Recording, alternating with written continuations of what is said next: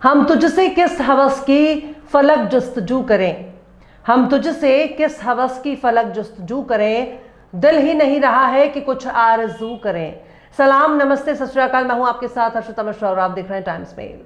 हमारे देश में एक इंसान की जिंदगी की क्या कीमत हो सकती है? 1 लाख, 2 लाख, 3 लाख, 4 लाख या फिर 40 लाख? आखिर एक इंसान की जिंदगी कितने में बिक सकती है? इसका अंदाजा वही लगा सकता है जिसने अपने परिवार को खोया हो।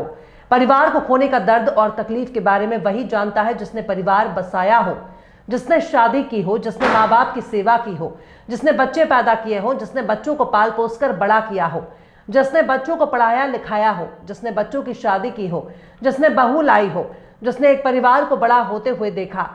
पर इंसान की जिंदगी की कीमत वो लोग नहीं बता सकते जिन्हें खुद को दुनिया से अलग कर लिया हो, जिसने ना तो शादी की, ना तो बच्चे पैदा किए, ना तो अपने माँ बाप की सेवा की और ना ही किसी की जिंदगी बनाई।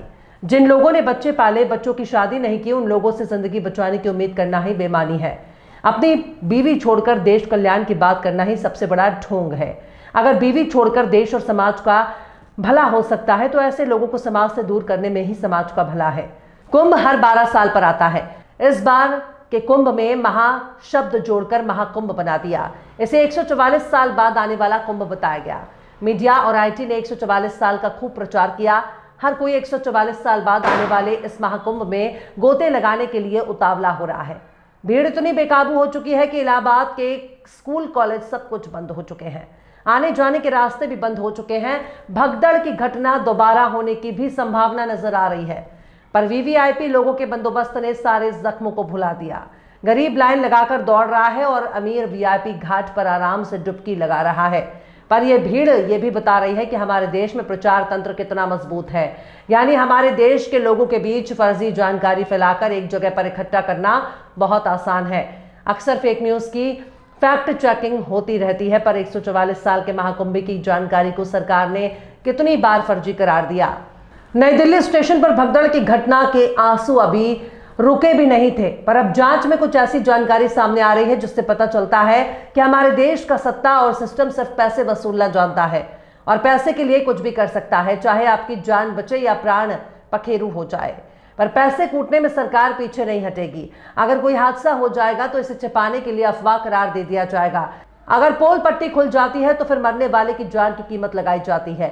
हम 5 लाख दे रहे हैं, हम 20 लाख दे रहे हैं, 25 लाख दे रहे हैं, पर क्या एक इंसान की जिंदगी की कोई कीमत तय हो सकती है? तो इसका सीधा सा जवाब है नहीं। किसी को कोई हक नहीं बनता कि वो एक इंसान की जान की कीमत लगाए। क्या एक नागरिक के तौर पर हमारी और आपकी सिर्फ यही कीमत रह गई है कि सरकार एक लाश की कीमत लगाती है, आपकी जान बचाने की कोई कीमत नहीं है? ये तो वो लोग हैं जो देश को धर्म के आधार पर बांट रहे हैं, आपकी पहचान के आधार पर बांट रहे हैं। ये वही लोग हैं जो कपड़ों के आधार पर आपकी पहचान तय कर रहे हैं। लेकिन एक मुसाफिर की क्या पहचान हो सकती है? एक यात्री की क्या पहचान हो सकती है? हर कोई अपनी मंजिल की तरफ जाना चाहता था। जनता को भेड़ बकरी समझने वालों ने जान ही ले ली।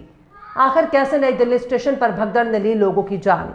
आखिर कैसे रेलवे की बंद कलई ने खोल दी सारी पोल? आखिर कैसे बद से बदतर हो रहे हैं कुंभ में हालात?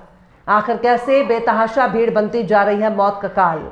बताएंगे आपको और भी बहुत कुछ। लेकिन आप अगर हमारे चैनल पर नए हैं और पहली बार हमारी वीडियो को देख रहे हैं तो आप हमारे चैनल टाइम्स मेल को सब्सक्राइब कर लें, वीडियो को लाइक कर दें और बेल आइकन का नोटिफिकेशन बटन भी प्रेस कर दें ताकि बिना देरी हमारी हर खबर आपको मिलती रहे।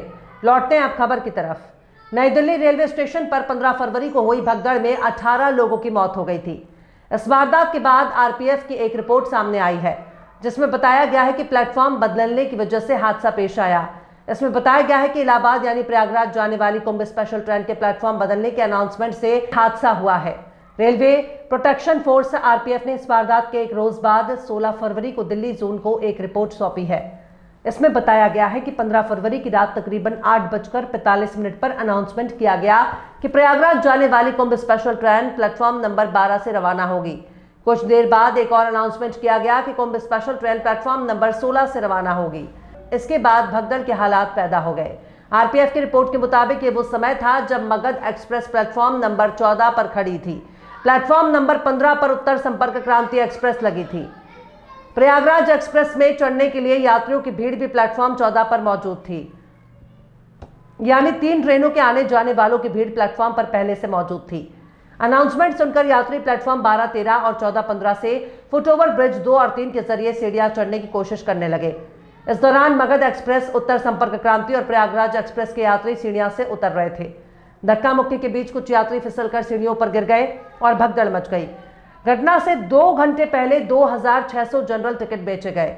शुरुआती जांच में पता चला कि नई दिल्ली स्टेशन पर हर घंटे रेलवे ने 1500 जनरल टिकट बेचे गए थे।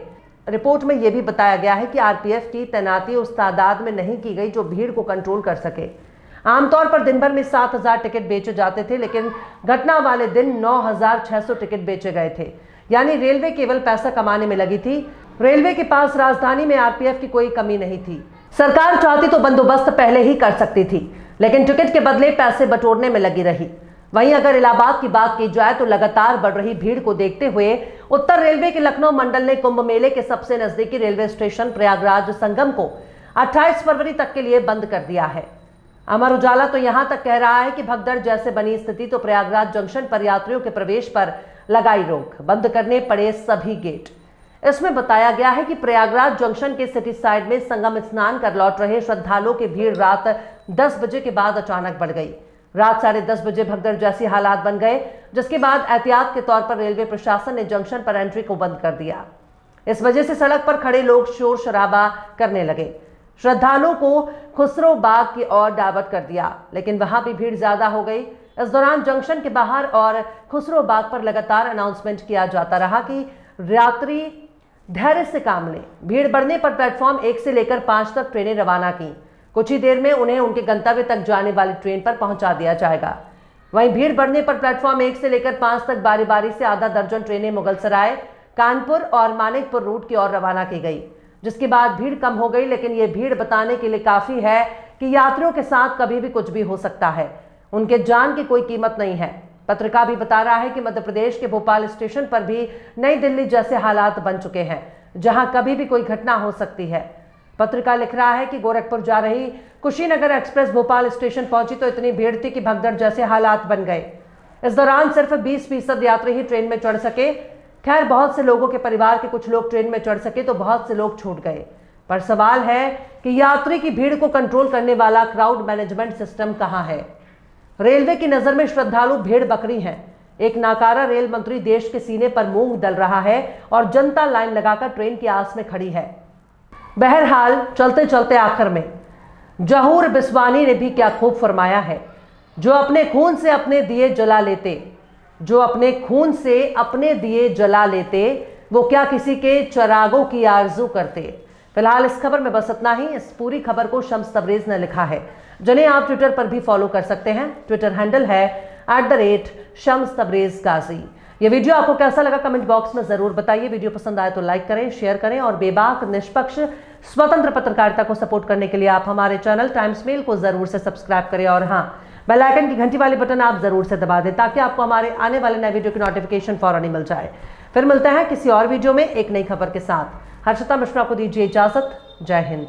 अगर अभी तक आपने हमारे चैनल टाइम्स मेल को सब्सक्राइब नहीं किया है तो जल्दी से सब्सक्राइब कर दें और बेल आइकन भी प्रेस कर दें।